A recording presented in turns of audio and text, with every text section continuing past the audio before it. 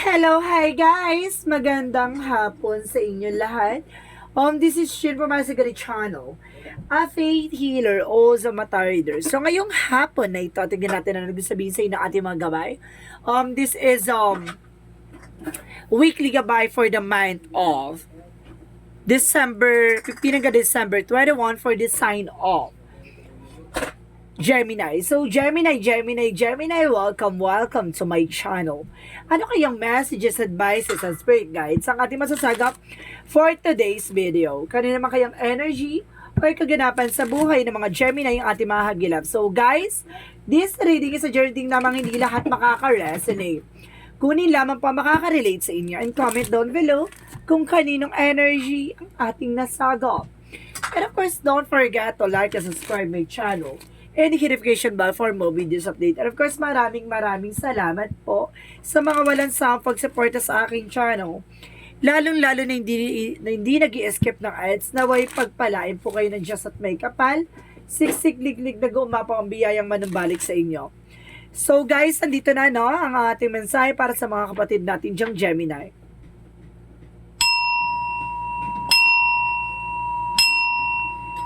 Angel Spirit Messages at na ang pinakamensahe sa iyo ng ating mga gabay for today's video.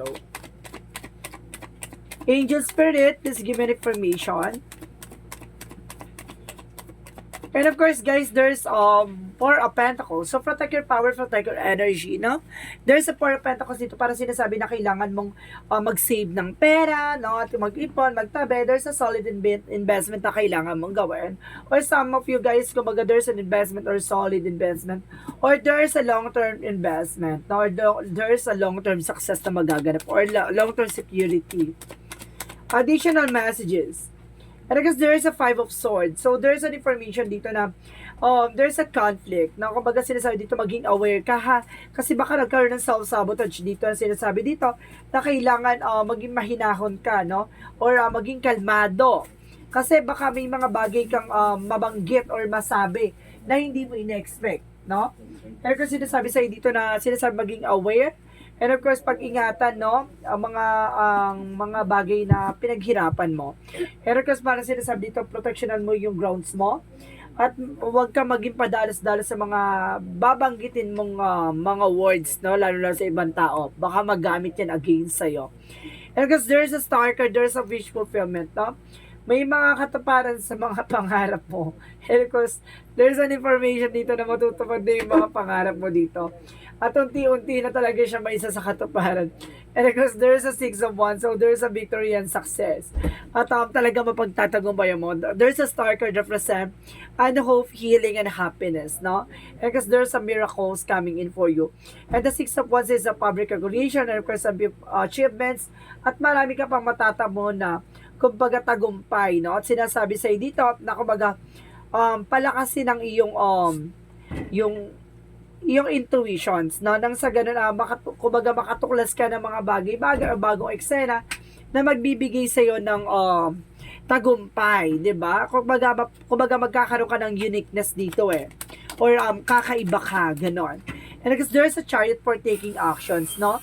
May kumbaga there's an action dito na kailangan mong kumilos, kailangan mong gumalaw, at kailangan mo makontrol, no? Yung mga eksena dito. And kasi sinasabi din dito, there's Nine of Pentacles, so there's a practicality pagdating sa finances. Kailangan maging practical ka. Now, there's a slow and steady, na panatiliing kalmado. So, let's see what is the Four of Pentacles. And because there's a Queen of Cups, so there's information dito na kumbaga magkakaroon ka na naroon ng healing pagdating sa finances. Oh, di ba? Kabog. Kumbaga, yung dating problemado ka sa financial. So, this is the moment na parang unti-unti ka na makaka-recover, no? For financial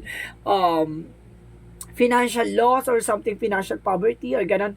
Kumbaga, parang lack of financial. So, sinasabi dito na magkakaroon ka na raw ng healing. At the same time, there's a King of Pentacles. So, there's a kumbaga, business provider, ganon. Kumbaga, pinapangalagaan mo, pinoproteksyonan mo yung mga bawat na pinaghirapan mo. Ibig sabihin dito, kailangan mo ng pag-ingatan, no? There's a perfect yung mga information mo, baka may mga, or strategy, or something na nagbigay sa'yo ng something uniqueness, no? Kumbaga pagdating sa business, kumbaga ito yung malakas sa'yo, ito, kumbaga pag-ingatan mo yan kasi, di ba? Hindi dapat sa lahat ng oras sinishare yung mga ganong informasyon kasi, di ba, at the end of the time, kailangan mo proteksyonan yung pinaghirapan mo. And kasi baka mag-cause ng conflict, di ba? And because there is a judgment, there's a wake-up call, no? Kumbaga sinasabi dito, there's some self-evaluations, no? Kumbaga kailangan i-evaluate mo yung sarili mo. And of course, parang, kumbaga, there's an inner calling, parang ano sa ito na, parang kailangan mong magkaroon ng distansya, no, sa ibang tao or sa, kumbaga yung impormasyon ba, 'di ba? Kumbaga kailangan maging aware ka. And because there's a star card represent of faith, and because a renewal. So some of you baka madagdagan pa yung business mo, baka magkaroon ng more branches. So ibig sabihin specifically kailangan mo maging maingat, no? Kung paano mo napalago or paano mo siya na palaki, no, or something, kasi there's a formula or something ganun, 'di ba? May formula or mayroong recipe, something ganun, guys, na there's a secret pa rin, 'di ba? Kumbaga kailangan maging sikreto ka dun sa mga bagay na yun kasi 'di ba, sa mundong ginagalawan, no? Kahit sabihin mo marami tao sa paligid mo na ano, meron talagang susubok na sirain ka. So let's see what is the Six of Wands. There's a Six of Wands. Let's see. And of course, there is a King of Cups. So, there's a devoted and supportive persons, no? Kumbaga, metong, kumbaga, pagdating sa buhay pag-ibig naman ay, maaaring, ito ay devoted. At of course, talagang suportado ka talagang tong tao na to, no? And of course, pagdating sa love talaga, mahal ka talaga niya. At talagang, there's is the reward for you na parang, 'di ba? Sa tagal mo nang inantay, sa tagal mo nang nagmahal, 'di ba? Or tagal mo nang nasasaktan pero this is the moment na parang itong tao ito ay nagpakita or nagpatunay, no? Yung talagang kahulugan ng pag-ibig. So let's see what is a Chariot card. And because there's a Three of Cups. So there's a celebration coming in for you. May celebration daw dito na gaganap at parating na talaga, no? At talagang sinasabi sa'yo dito na um, kumbaga there's a lot of community or something circle of friends na kumbaga kasama dun sa celebration na to. So let's see what is the Knight of Pentacles. And because there's a Three of Pentacles. So ibig sabihin dito there's a collaborations, no? There's a teamwork or something. Kailangan maging practical kapag dating sa mga pakikipag-ugnayan mo or pakikipag ano mo sa tao, no? Kumbaga mag-commit ka pero 'di ba magkaroon ka pa rin ng balance and control. And of course there's a Queen of Wands. So there's a confidence. So kailangan mo ng confidence talaga, no? Lakasan ng loob mo, maging matapang, no?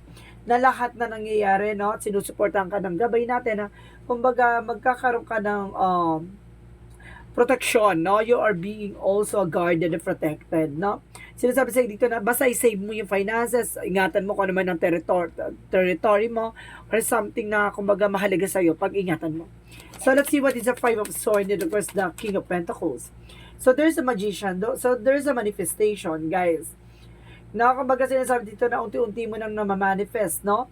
Yung desires into reality. Kumbaga gano'n, kumbaga unti-unti mo na naisa sa katuparan yung dating drawing lang. Parang gano'n. Unti-unti mo na nakukulayan. So let's see what is a star card and of course the Judgment. So there's a Page of Cups. So listen to your intuition and listen to your gut feeling. Kumbaga makikinig ka dito sa yung inner voice, no? There's a wake-up call or something na parang kumbaga paalala ng divine mo na there is an hope and faith, no? Kumbaga sinasabi sa'yo dito na magkakaroon ka ng kaliwanagan in all aspects. Sinasabi lang sa'yo dito, makinig ka sa inner voice, makinig ka sa gut feeling and vibrations mo. No? Kasi there's a spirituality na hindi ka ililigaw. So let's see what is the Six of Wands and the King of Cups. And of course, guys, there's a Five of Cups. So there's a regret or something failure. So ayun yung sinasabi ko, diba? Kumbaga nagkaroon ka na ng failure pagdating sa love life, diba? Kumbaga ang dami mo ng taong nasubukan at dami mo na rin taong minahal. Ganun talaga. Kumbaga may mga tao talaga na pagdadaanan mo muna bago mo matagpuan yung taong, diba? Swak ka talaga totoo magmamahal sa'yo. Bakit ganun, no, guys? Na bakit nagkakaroon tayo ng question kay sa ating Panginoon na bakit ganito, bakit kailangan natin pagdaanan yung mga tao kung hindi naman siya pang matagalan. Yes, of course. Kasi hindi mo matututunan yung mga bagay-bagay. Kasi there's a personality na magkakaiba eh. And of course, sinasabi sa'yo dito na, kumbaga, pinapaalam lang, pinapakita lang sa'yo na na parang kailangan maging alisin mo yung mga ganong attitudes mo, or either kailangan mong kumbaga maging matalino sa pagdidesisyon. And of course, may mga knowledge kang ma-unlock. And of course, there's a lot of experiences na mararanasan. Kumbaga, para lang matutunan mo, no? Matutunan mo anong klase ng tao sa paligid mo talaga. Parang there's some information dito na ipapakita at papakilala sa iyo yung anong klase, ano yung totoong klase ng tao, di ba? Or something, iba-ibang klase ng tao. Or sinasabi sa iyo dito na ganun talaga, minsan may minahal ka, no? Kung sino pa yung minahal mo ng bongga, yung taong dudurog sa'yo. Ganun talaga yon, no? Kumbaga, ganun talaga na, kumbaga, may mga bagay na kailangan mong tanggapin. Parang ganun. Sinasabi dito, there's a lot of disappointment or failure or regret na hindi mo na mababalik. Kasi there's a lesson eh. May natutunan ka doon. So let's see what is the Chariot and of course the Three of Cups. And of course there's a Queen of Swords. So there's a bigger picture of yourself. Ibig sabihin dito, makikita mo na, no? There's a celebration. Parang unti-unti mo na natutuklasan yung life purpose mo. Di ba? Kung ano ba talaga yung, ano ba talaga plano mo sa buhay mo? Kung ano ba talaga yan? Parang nagkakaroon ka na ng inner calling or inner truth or inner clarity na parang natutuklasan mo na sa sarili mo kung ano ba talaga yung purpose ko sa buhay, ano ba talaga yung plano ko, ano ba talaga yung gusto ko marating, ano ba gusto ko makuha, parang ganun, unti-unti mo na naliliwanagan yun. So let's see what is the Nine of Pentacles and of course the Three of Pentacles. And because there's an Ace of Pentacles. So there's a big money coming in for you. A new material offer, a new job, new promotions, new opportunities, and new manifestation. Resources and stability and prosperity. So sinasabi talaga dito, mapapagtagumpayan mo yan, no? Kumbaga kailangan mo lang ng connections, and of course kailangan mo lang information. Kailangan mo lang talaga ng something teamwork, no? Or kumbaga, or unity, no? Kumbaga sa mundo ginagalawan natin, hindi pwedeng ikaw lang. Kailangan meron talaga tao sa paligid mo, no? Natutulong sa iyo. It's either sirain ka or buuin ka, no? Parang ganon. Kumbaga hindi ka mamumold bilang isang tao kung hindi ka natuto nasaktan. 'Di ba? Ganun 'yon. Hindi ka lalakas nang hindi ka nasasaktan. Tandaan mo 'yan. So let's see what is the outcome. So there's a Five of Pentacles. So there's an isolation or financial loss or lack of mindset.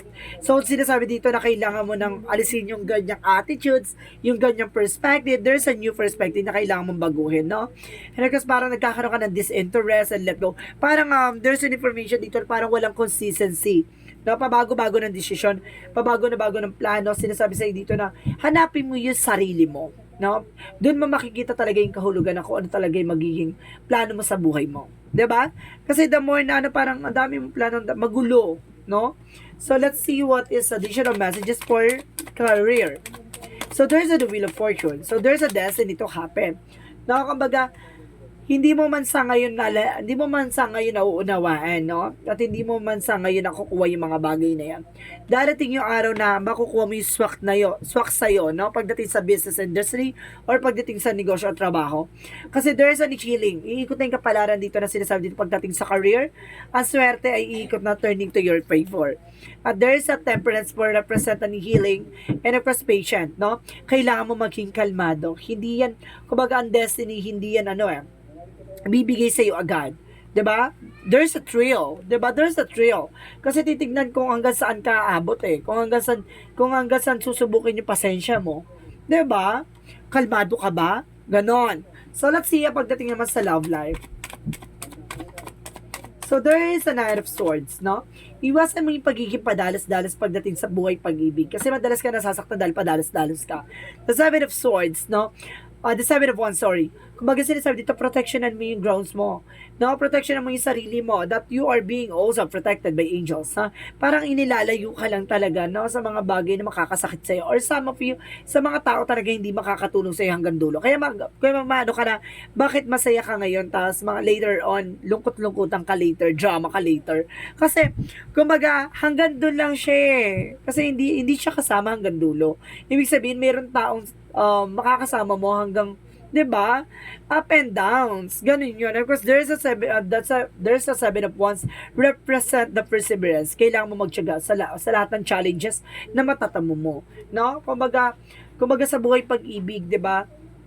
Kailangan kumbaga kumaga, magtiyaga ka dyan. Di ba? Kung mahal mo talaga yan, mag-focus ka, mag-commit ka. And of course, there's a lot of challenges na kususubukin kayo, even your situation and positions, no? So, let's see naman pagdating naman sa health. So, there's a strength card. So, ibig sabihin dito, ang nakakapagpahina sa'yo is your confidence. So, kailangan mong lakasan ng loob mo at kailangan mong maging matapang. Kasi there's a control by intuition na sinasabi, nagkakaroon ka na isolation. Kasi, stress ka. Hindi ka makakilos, hindi ka makagalaw, you're feeling worried, no? Kumbaga, natatakot ka, nangangamba ka, surrender, 'di ba? Maging matapang sa, 'di ba? Sa mga kakaharapin mong eksena. Kasi hindi makakatulong 'yan ang takot at pangamba. So let's see what is additional messages for magical fairy messages. So let's see what is the magical messages for you. So, there's a your wish is granted. So, some of you talaga itong hiniling mo, yung pinangarap mo, maaring may sa katuparan yan. Diba? Matutupad to, no? At ibibigay sa iyo yung kahilingan na to. Kumbaga, minsan mo lang hiniling pero hindi mo naman akalaing tutuparin. Diba? Ganun yon. So, let's see what is additional messages for yin and yang oracle card. So, let's see what is the yin and yang oracle card.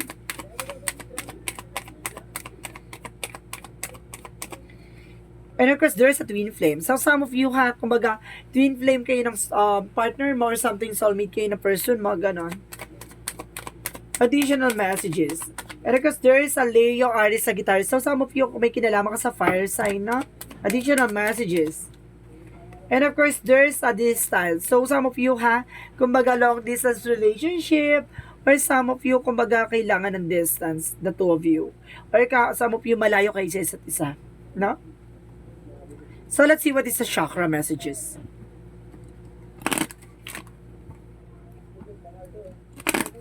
So, let's see what is the chakra messages. Your home is protected by angels, no? Protektado naman daw ang inyong tahanan ng ating mga gabay. Diba?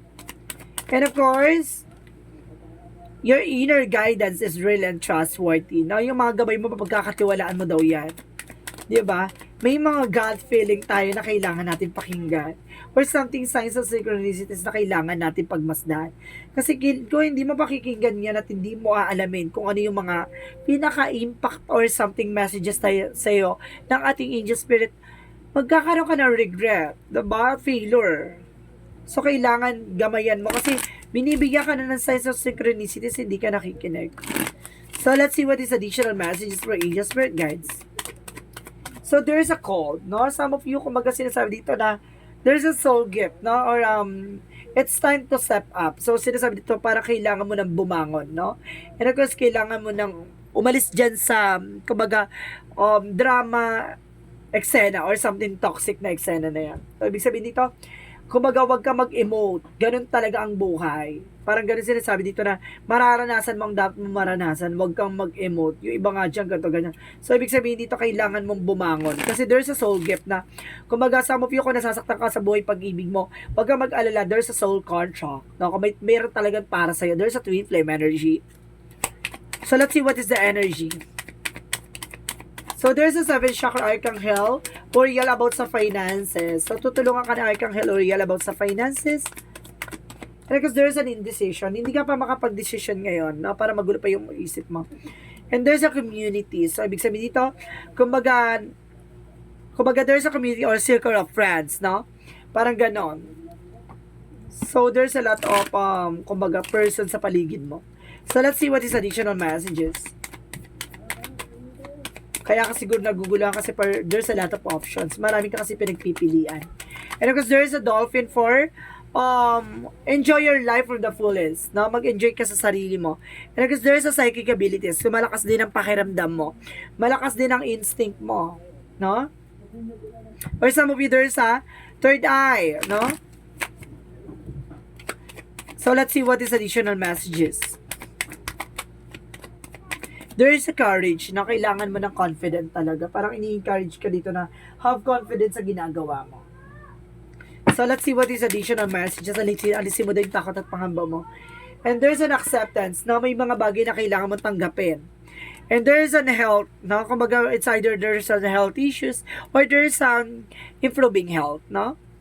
So, let's see what is Archangel Raphael. Archangel Raphael said that unconditional joy. Kumbaga, marami kang pinangguhugutan ng kaligayahan, di ba? Kumbaga, marami kang pinanggagalingan. So, let's see what is the Romance Angels. Let's see what is the Romance Angels.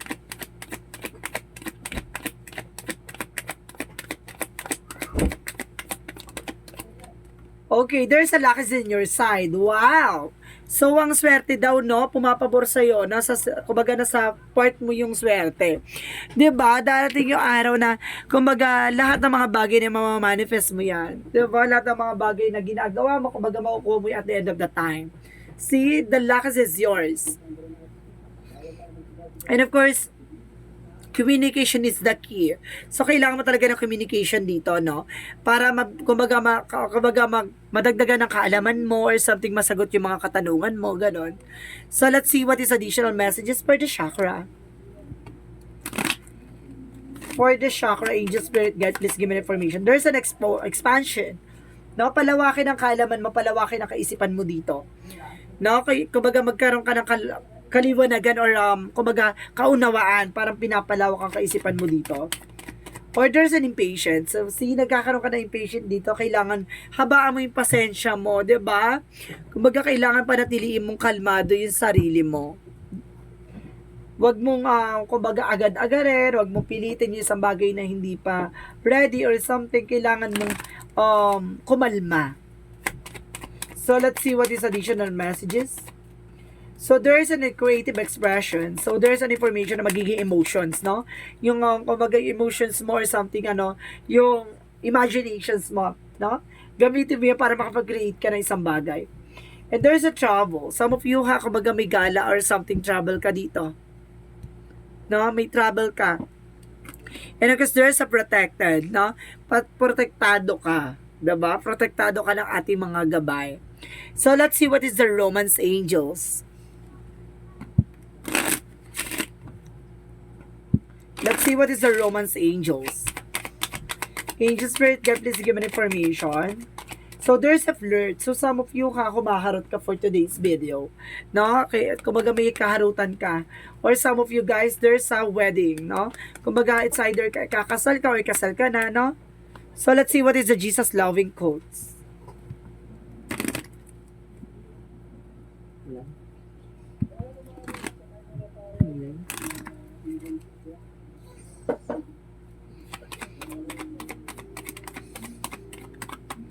At sinasabi dito na Jesus loving quotes, peace I live with you, peace I give it to you. See? Yung kapayapaan ni pagkakaloob sa'yo, pero syempre manggagaling din sa'yo yan. Diba? Kumbaga yung pagkakaloob sa'yo ang kapayapaan, mag-ibigay mo rin din ang kapayapaan na ninanais mo at hinahangad ng iba. Diba? Para sinasabi na sa madaling salita na kailangan mong kumbaga maging tahimik, no? At panatiling kalmado, huwag kang papatol sa chismis. 'Di ba? So, there's an angel's number, guys. So, mag-isip kayo ng question nyo, kung ano yung gusto nyo magiging question regarding dito. So, bibilang ako ng 3, kailangan nakapag-isip ka na, okay?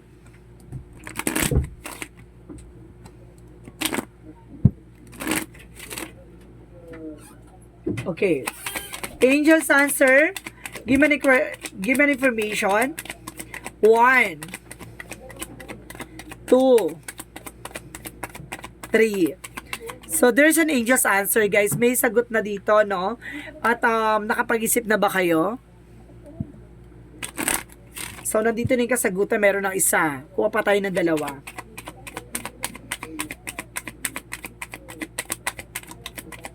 Okay. Another one. Okay. So, unahin na natin yung unang bumagsak, no? So, there is abundance, no? May kasaganahan talaga na nag-aantay sa'yo. So, pagkakalooban ka ng abundance dito. And of course, there's a yes. No? There's a yes dito. And of course, there's an information dito by the no need to worry. Hindi mo kailangan mag-isip, hindi mo kailangan mangamba. No? Huwag kang mag-alala. Para sa madaling salita. No? Paubaya mo sa ating angel spirit. And of course, there's a trust. No? Kailangan mo magtiwala. No? Kailangan mo maniwala. 'Diba? Kung hindi yan magtitiwala at hindi ka maniniwala, walang mangyayari sa eksena na yan.